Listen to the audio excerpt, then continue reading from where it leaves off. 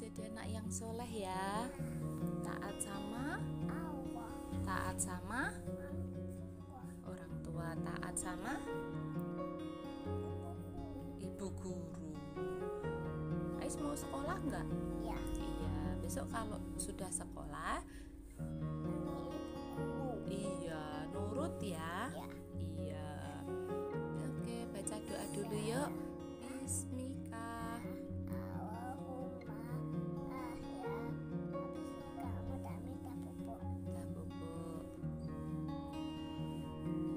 Dah. Selamat malam.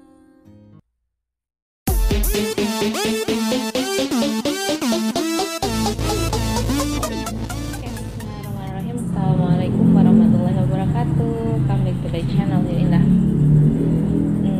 Oke teman-teman sahabat Yuin, di konten Yuin kali ini Yuin tuh mau bahas mengenai tentang hypnosleep gitu. Jadi apa sih fungsinya hypnosleep gitu ya? Hypnosleep itu dilakukan untuk kita para orang tua agar anaknya itu nurut gitu loh, agar apa yang ingin kita inginkan di anak itu bisa dilakukan. Jadi hipnosis itu kita masuk ke alam bawah sadar anak, kemudian itu bisa tertanam di dalam benak si anak gitu. Itu kapan saja dong dilakukannya gitu. Jadi hipnosis itu dilakukan ada tiga waktu. Yang pertama dilakukan sebelum tidur, kemudian yang kedua di saat tidur, dan yang ketiga itu setelah dia bangun tidur atau di saat-saat dia sadar, berarti di saat dia tidak tidur gitu. Kemudian gimana caranya dong gitu kan ya. Caranya itu dilakukan yang pertama yang sebelum tidur dulu ya. Jadi sebelum tidur anak kita sudah siap untuk tidur. Kemudian di situ kita ajak ngobrol si anak. Yang pertama kita sebutkan nama, misalkan namanya siapa gitu ya. Kita sebutkan. Kemudian yang kedua kita lakukan pujian memuji anak gitu. Kita puji si anak. Jadi misalkan ada anak yang pintar ya, ada anak yang cerdas ya, dan lain sebagainya. Kita puji banyak-banyak, tapi juga jangan terlalu banyak, nanti nggak ngantuk ya gitu. Kemudian yang terakhir kita lakukan hypnosleep itu sendiri. Kita utarakan apa yang mau kita tanamkan di mindset atau di alam bawah sadar si anak. Jadi misalkan ada yang nurut ya gitu, nurut sama orang tua, nurut sama guru gitu. Terus adik jadi anak yang pinter, kemudian adik rajin ngerjain PR, kemudian misalkan di situ anaknya masih suka ngompol gitu ya, kita utarakan juga di situ.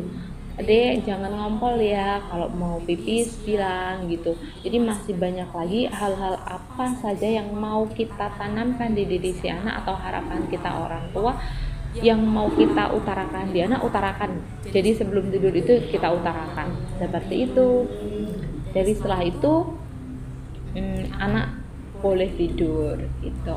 Kemudian di saat tidur yang kedua ya, di saat tidur. Jadi anak di situ selang 15 menit 20 menit setelah anak tertidur pulas, di situ kita memberikan masukan juga atau memasuki alam bawah sadarnya. Kita ini usap-usap kepala dulu si anak ya, kita usap-usap kepala si anak, kemudian kita panggil nama si anak.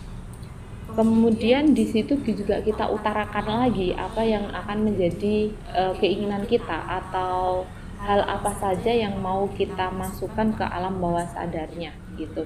Biasanya di situ nanti anak akan merespon dengan sebuah gerakan dalam tidur, ataupun bilang atau iya, atau tapi dalam posisi dia benar-benar mengantuk. Nah itu baru hypnosleep yang benar-benar masuk di dalam alam bawah sadarnya. Terkadang gini, nanti jadi rewel dong gitu, nanti jadi terbangun dong tidurnya.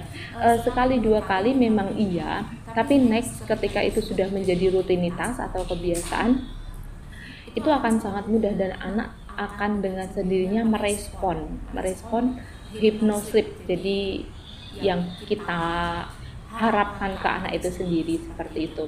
Kemudian setelah kita memasukkan kata-kata positif atau harapan-harapan kita sambil mengelus-ngelus kepala gini ya, itu kita doakan gitu. Jadi kita doakan,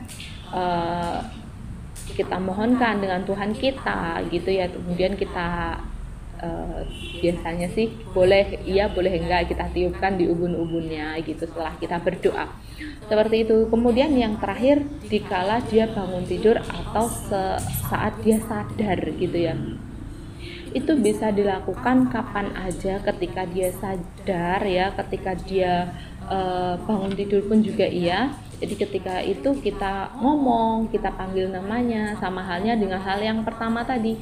Jadi kita ajak berinteraksi gitu ya. Kalau yang tidur nggak perlu kita ajak berinteraksi, cukup dia merespon dengan sebuah gerakan saja atau isyarat saja cukup. Tapi kalau yang sadar dan yang sebelum tidur itu kita ajak interaksi, dan di situ anak akan iya, jadi akan tertanam di dalam alam bawah sadarnya gitu ya, alam bawah sadarnya, mindsetnya, hal-hal yang kita harapkan gitu. Oke, demikian tadi hypnosleep itu fungsinya apa sih? Ini juga bisa dilakukan ketika anak lagi sakit gitu ya, kita mengembalikan semangatnya gitu. Sebenarnya fungsinya banyak sekali ya. Jadi kalau kita sudah terbiasa dengan hypnosleep, jadi kita juga akan lebih enjoy mengatur anak itu sendiri gitu. Oke, terima kasih, semoga bermanfaat.